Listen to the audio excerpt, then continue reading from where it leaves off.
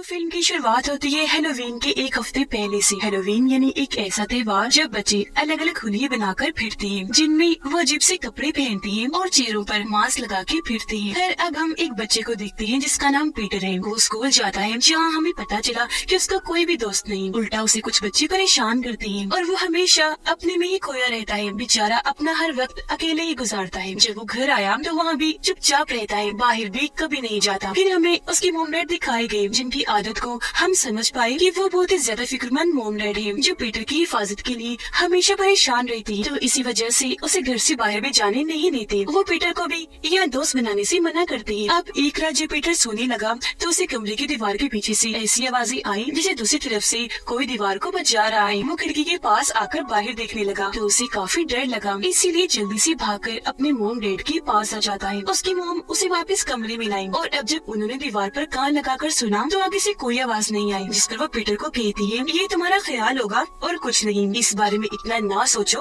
और सो जाओ। अगले दिन पीटर जब स्कूल गया तो आज उनकी नई टीचर आई थी। वो जब पीटर को देखती है तो ये महसूस करती है कि वो डरा सहमा बैठा है, तो उसके साथ जुड़ने की कोशिश करती है क्योंकि जाहिर है वो एक टीचर थी जो अपने स्टूडेंट को संभाल सकती है। अब रात को घर पर जब पीटर अपने मोम डैड के साथ खाना खा रहा था तो उनको कहता है कि हेलोवीन आ रही है तो मैं भी बाहर जाना चाहता हूँ और ट्रिक और ट्रीट गेम खेलना चाहता हूँ क्योंकि बाकी बच्चे भी वहाँ जाएंगे। अब ये सुनकर उसकी मोम साफ साफ मना कर देती है कि नहीं, तुम कहीं नहीं जाओगे। जिस पर यहाँ उसके डैड एक हादसे के बारे में बताने लगते हैं कि जब पीटर तुम पैदा भी नहीं हुए थे तो इसी टाउन की एक बच्ची हेलोवीन की रात को ट्रिक और ट्रीट गेम खेलने के लिए निकली थी, पर अचानक वो लापता हो गई और बस तभी से हम उस हादसे की वजह से डरे हुए हैं। यही वजह है कि तुम्हें बाहर कहीं भी जाने नहीं देती। सारी बातें सुनने के बाद पीटर अपने कमरे में आ जाता है सोने के लिए, जहाँ दिखाया गया कि कोई कमरे की दीवार को दूसरी तरफ से इधर की तरफ पुश कर रहा है, यानी धकेल रहा है, क्योंकि वहाँ से दीवार बाहर उभर रही थी। जिसके साथ ही पीटर को वहाँ से एक लड़की की आवाज सुनाई देने लगी जो उसका ही नाम बार बार पुकार रही थी, पीटर पीटर इधर आओ मेरे पास, मेरी बात सुनो, मदद चाहिए। जो सुनकर तो वो बहुत ज्यादा डर जाता है और चिल्लाने लगा। उसकी आवाज सुनकर पीटर के डैड वहाँ आए। वो जब दीवारों को चेक करते हैं कान लगाकर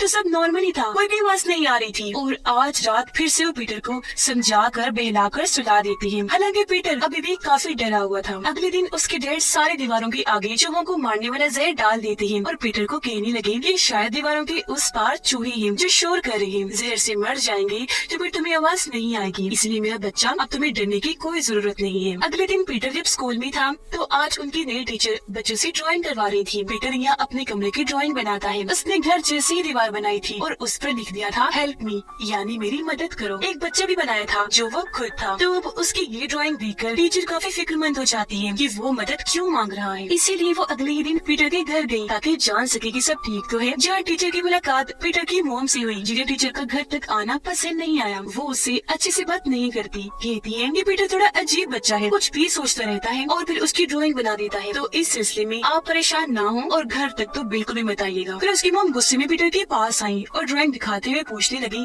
कि ये क्या है, तुमने हेल्प में क्यों लिखा, आखिर तुम किससे मदद मांग रही थी और क्यों। जिस पर पीटर झट से बोल देता है मोम मदद वो मांग रही है न कि मैं। अभी वो कौन थी इस बारे में हमें जल्द पता लगने वाला है। यहाँ उसकी मोम इस बात पर ज्यादा ध्यान नहीं देती और उसे समझाती है कि फजूल मत सोचा करो, तुम्हारे ये उल्टे सीधे ख्याल हमें मुश्किल में डाल देंगे। जो कहकर वो यहाँ से चली गई। अब रात को पीटर जब सोने की कोशिश कर रहा था तो दीवार के पीछे से दोबारा लड़के की आवाज आई, जिसे पीटर कहता है कि मैं जानता हूँ तुम असली नहीं हो, सिर्फ मेरा ख्याल हो। इस पर वो लड़की जवाब देती है कि नहीं, मैं हूँ असली, लेकिन कुछ खास मकसद नहीं है मेरा, बस तुमसे दोस्ती करना चाहती हूँ, लेकिन अगर तुम चाहती हो कि मैं यहाँ से चले जाऊँ तो मैं चली जाऊंगी। जिस पर पीटर उसे ना जाने का कहकर यही रोक लेता है क्योंकि उसका कोई दोस्त नहीं था और ये लड़की तो उससे दोस्ती करने की बात कर रही थी।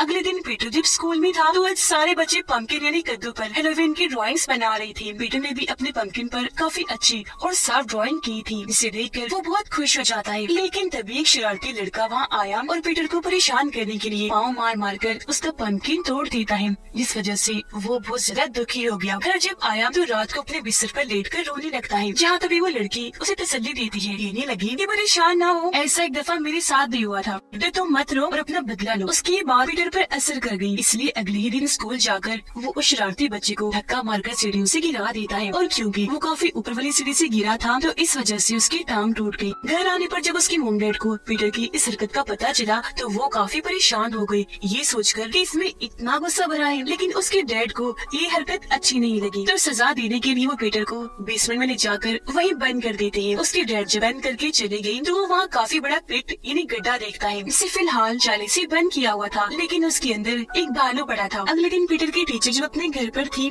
तो वहाँ उनसे मिलने स्कूल के प्रिंसिपल आए, जो टीचर को कहती है कि आपको ऐसे उनके घर जाना नहीं चाहिए था। उन्हें काफी बुरा लगा है। इस पर टीचर जवाब देती है कि मुझे पीटर की फिक्र थी इसीलिए मैं गई, और मुझे तो उसकी मुंह भी काफी अजीब लगी। इस पर प्रिंसिपल कहती है कि अगर आपको उसकी फिक्र है तो हम यही स्कूल तक ही रख लेंगे, उनके घर नहीं जाना। उनके जाने के बाद टीचर सारे बच्चों के टेस्ट चेक करती है, और क्योंकि पीटर की फिक्र तो उन्हें पहले ही थी तो टेस्ट देने के बहाने वो उनके घर जाती है, जहाँ वो तो बेसमेंट में बंद था। लेकिन ये बात टीचर को पता नहीं थी। यह उसकी मॉम डैड टीचर से बात करती है और हम उसके डैड का बड़ा ही अजीब बर्ताव नोटिस कर पाते हैं। वो हाथ में हथौड़ी लेकर घूम रही थी, उनकी बाजू पर चोट लगी हुई थी जिससे बहुत तेज खून निकल रहा था। पूछने पर वो बताते हैं कि मैं चीजों को ठीक करने का मुरम्मत का काम कर रहा था, बस ये चोट तब लग गई। अजीब बात ये थी कि उन्होंने पीटर का स्कूल भी छुड़वा दिया था। अब रात को मॉम पीटर को बेसमेंट से बाहर निकालकर उसे अच्छे से खिला पिलाकर सोने के लिए भेज देती है। वो जैसे ही गई अकेले उधर पीटर दीवार के पास आया और वहाँ खटखटाने लगता है, तो वो लड़की फौरन आई और उससे बात करने लगी। कहती है मुझे भी तुम्हारी फिक्र है पीटर, इसलिए मेरी बात गौर से सुनो। मॉम डैड से संभाल के रहना, क्योंकि जैसे वो दिखते हैं वैसे है नहीं। वो ऐसे जाहिर करवाते हैं ना कि तुमसे प्यार करते हैं, परेशान रहते हैं, पर ये झूठ है। जिसके साथ ही वो यहाँ ये राज खोलती है कि मैं भी और कोई नहीं बल्कि तुम्हारी बहन हूँ, जिसे सालों से यहाँ पर कैद किया हुआ है, और मैं कब से उस वक्त का इंतजार कर रही हूँ जब तुम थोड़े बड़े हो गए, दीवार पर लगी घड़ी हटाओगे और खुफिया दरवाजा खोलकर मुझे बाहर निकालोगे, जिसके बाद मैं आजाद हो जाऊंगी। अब पीटर उसकी बातें सुनकर काफी हैरान रह गया, लेकिन उसे इन बातों पर इतना यकीन नहीं आ रहा था। इसीलिए वो उसे कहता है कि अगर तुम सच में हो तो मैं तुम्हें देखना चाहता हूँ। जिस पर लड़की जवाब देती है कि नहीं देख पाओगे, डर जाओगे, क्योंकि सालों से यहाँ रहने की वजह से मैं बहुत अजीब दिखने लगी हूँ, काफी बदसूरत। अब पीटर ने जब ना डरने की बात की तो लड़की उसे कहती है अच्छा फिर दीवार में बने छोटे से सुराख से देखो। अब जब पीटर ने सुराख से देखा तो वो उस लड़की की बड़ी सी आँख को देखता है जो सच में डरावनी लग रही थी। इसे देखकर वो भी डर जाता है। अब वो लड़की कहती है कि मेरे भाई हमारे मॉम डैड बहुत बुरे हैं, वो इतने जालिम हैं कि उन्होंने मुझे यहाँ पर कैद किया, और तुम भी क्योंकि उनके बच्चे हो तो तुम्हारे साथ भी वो ऐसे ही करेंगे, तो जरा अपना ख्याल रखना। अब जाहिर है ये सारी बातें सुनकर पीटर काफी घबरा गया। उसे पता नहीं था कि ये मेरी बहन है, ये झूठ बोल रही है। वो इस अनजान ताकत और अनजान आवाज की बातों से बस परेशान हो गया था। इसीलिए उसे अपने मॉम डैड के पूरे होने के सपने आने लगे, जैसे वो उसे डरा रही है, नुकसान पहुँचाना चाहते हैं। पर हर बार जब भी पीटर डरकर जागता था तो उसकी मॉम आकर उसे संभाल लिया करती थी और हमेशा उसे समझाती रहती थी। अगले दिन जब अपने कमरे में लेटा था तो लड़की उससे बात करती है, कहती है मॉम डैड को तुमसे कोई काम है, लालच है, और जब तुम उनके किसी काम के भी नहीं रहोगी तो वो तुम्हें भी उठाकर या कैद कर देंगे या मारकर दफन कर देंगे। और अगर तुम्हें यकीन नहीं आ रहा तो सहन में जाओ और जमीन खोदकर खुद ही देख लो। अब जब पीटर ने जमीन खोदकर देखा तो वहाँ उसे किसी का स्केलेटन यानी ढांचा मिला। इसमें लड़की पीटर को बताती है कि सालों पहले एक बच्ची हैलोवीन की रात ट्रिक और ट्रीट गेम के लिए हमारे घर आई थी। मैंने उससे मदद मांगना चाही, लेकिन पहले ही मॉम डैड ने पकड़कर उसे मार दिया ताकि वो बाहर जाकर मॉम डैड का राज सबको न बता दे कि वो कैसे माँ बाप है, और आइंदा से मैं भी किसी से मदद ना मांगू, जिससे हम समझ पाए कि सालों पहले जो बच्ची गायब हुई थी वो आखिर गई कहाँ थी। अब इन सारी बातों की वजह से पीटर अपने टीचर को कॉल करता है मदद के लिए, क्योंकि वो अपने ही मॉम डैड से डर चुका था। लेकिन कॉल दूसरी तरफ से उसकी मुंह उठा लेती है और टीचर को फोन करने से मना करके उस पर गुस्सा करने लगती है। वो जब कमरे में आई तो उन्हें भी दीवार पर बने सुराख के बारे में पता चल गया। वो काफी डर गई, घबराते हुए कहने लगी कि आखिर उस लड़की ने पीटर से क्या कहा होगा। अब अगर कुछ भी गलत हुआ तो हमारे बच्चे के साथ ही होगा, जो हम नहीं चाहते। अब यहाँ ये बात समझ से बाहर थी कि अगर इस लड़की को मॉम डैड ने दीवार के पीछे कैद किया तो यहाँ पीटर की मॉम उससे इतना क्यों डरेंगे। फिर वो घबराई रहती है। रात को लड़की पीटर से बात करती है, कहने लगी कि मैंने मॉम डैड को बात करते हुए सुना है, उन्होंने फैसला किया है कि वो तुम्हें भी मार देंगे। जब तुम्हें जल्द कुछ करना होगा ताकि ऐसी मॉम डैड से तुम्हारी जान छूट जाए। थोड़ी देर के बाद पीटर टेबल पर बैठकर अपने मॉम डैड के साथ खाना खा रहा था, जहाँ उसके डैड को अचानक ही अजीब सा महसूस हुआ। सूप का जायका भी उन्हें बदला सा लग रहा था। वो ये भी नोटिस कर लेती है कि पीटर तो कुछ भी नहीं खा रहा, इसलिए घबराते हुए उसे पूछते हैं क्या किया तुमने। इस पर वो जवाब देता है ज्यादा कुछ नहीं, बस आपने मेरी बहन को दुख दिया, तकलीफ पहुंचाई, तो बस उसका बदला लिया। ये सुनकर उसके डैड काफी चौंक गए क्योंकि सारा माजरा समझ गए थे और फौरन उन्हें खून की उल्टियाँ होने लगती हैं। असल में पीटर ने उस लड़की के कहने पर मोम डैड के खाने में जहर मिला दिया था, जिससे उसके डैड तो वही मौके पर ही मारे गए। यहाँ उसकी मोम हाथ में चाकू उठाकर पीटर की तरफ आने लगी तो वो उन्हें धक्का ले देता है, वो गिर गयी। अब यहाँ हैरान करने वाली बात ये थी कि पीटर की मोम ने उसे मारने के लिए नहीं बल्कि उसे बचाने के लिए चाकू उठाया था, क्योंकि अब पीटर ने लड़की की आवाज पर दीवार पर लगी घड़ी हटा दी थी और वो खुफिया दरवाजा भी खोल दिया था, जिससे वो लड़की जो इतनी देर से मासूम बनी हुई थी, मासूमियत से बात करी थी, इसे उस जैसा कोई अच्छा नहीं, वो अचानक ही मॉन्स्टर जैसी आवाज में हंसने और बोलने लगती है। वो फौरन बाहर आई जो सच में बहुत बदसूरत मॉन्स्टर जैसे ही दिख रही थी, जिससे पीटर डर गया, फौरन अपने कमरे में भाग जाता है और बेड के नीचे आकर छुप गया। अब यहाँ इत्तेफाक ये हुआ कि वो शरारती लड़का अपने 3 दोस्तों के साथ यहाँ आ जाता है पीटर से बदला लेने के लिए, लेकिन घर में तो पहले ही मॉन्स्टर घूम रही थी। वो इन सबको बड़ी चालाकी से अपने जाल में फंसा कर हमला कर देती है और बड़े बेरहमी से मार डालती है। एक के जिस्म को ही उसने चीर दिया था तो एक का सारे जिस्म से उखाड़ कर अलग कर दिया था, एक को मारकर उसकी हड्डियां तोड़कर अलमारी में बंद कर दिया था, एक को उठाकर पटक पटक कर मारा था, जो चीज बहुत दर्दनाक है। पीटर अपने कमरे में छुपा हुआ था, बचने की कोशिश कर रहा था। इन सबको बेरहमी से मारने के बाद वो लड़की दीवारों और छतों पर उल्टा चलना शुरू कर देती है, जिससे अब वो और ज्यादा भयानक दिख रही थी। अब जब टीचर को पीटर के बारे में पता चला तो वो काफी फिक्रमंद हो गई और उसकी मदद के लिए उसके ही घर आ रही थी। अब पीटर जब बेड के नीचे छुपा हुआ था तो बेड के ऊपर वो मॉन्स्टर बैठी हुई थी, जो अब यहाँ अपनी कहानी बताने लगी।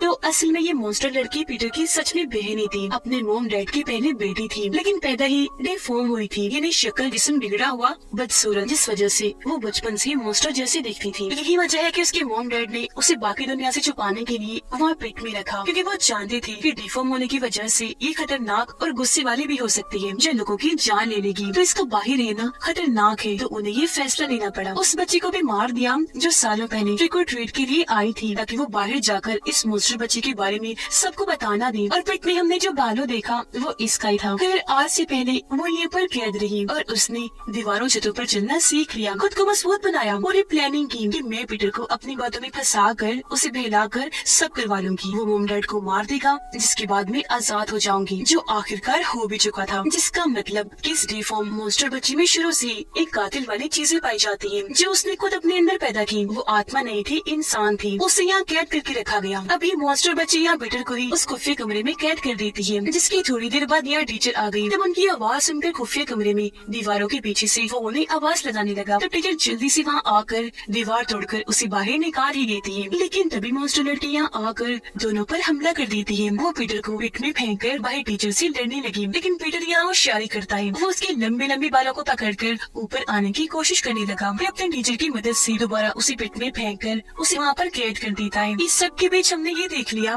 कि वो लड़की असल में पीटर से नफरत करती है, हालांकि वो उसका भाई है। नफरत करने की वजह ये थी कि पीटर हर लिहाज से ठीक था, प्यारा भी था, लेकिन वो लड़की मॉन्स्टर जैसी दिखती थी। माँ बाप के उस प्यार के लिए वो बचपन से तरस रही थी, जो उसकी जगह पीटर को ही मिल रहा था, क्योंकि हर चीज की गवाह वो खुद थी। सब सुन सकती थी, देख सकती थी, जो चीज उसे बहुत दुख दिया करती थी। यही वजह है कि उसके मोम डैड हमेशा पीटर के लिए परेशान रहती थी, क्योंकि वो जानती थी कि हमने अपने ही घर में बहुत बड़ा राज छुपा के रखा हुआ है। असल में वो बच्चे जो यहाँ आए थे उसे मोम डैड ने नहीं बल्कि पीटर की इस मॉन्स्टर बहन ने मारा था। तो इसलिए मोम डैड ने उस बच्चे को यहाँ ही दफना दिया, ताकि ये बात ये राज बनी रहे, इस बारे में किसी को पता ना चले। ऐसे करने के बाद उन्होंने अपने डिफॉर्म बच्चे को भी बेसमेंट वाली पिट में बंद कर दिया, ताकि वो पीटर को कभी भी नुकसान न पहुँचा दे। अब पिट बंद होने के बाद वो पीटर को कहती है कि चाहे तुम या मैं कहीं भी चले जाएं, लेकिन मैं तुम्हारा पीछा नहीं छोड़ूंगी। मेरा जो मिशन अधूरा रह गया है वो पूरा होगा, यानी कि आगे कभी भी मौका मिलने पर मैं तुम्हें खत्म कर दूंगी। ये बातें सुनकर पीटर काफी डर गया और हमेशा ही हम उसके पीछे उसकी बुरी मॉन्स्टर बहन को देख पाए। इसे पीटर महसूस करता था और सोचता था कि वो कभी भी मुझे खत्म करने आ सकती है। और क्योंकि अब वो अकेला रह गया था तो टीचर उसे गोद ले लेती है। इस फिल्म की कहानी यहीं पर खत्म हो जाती है।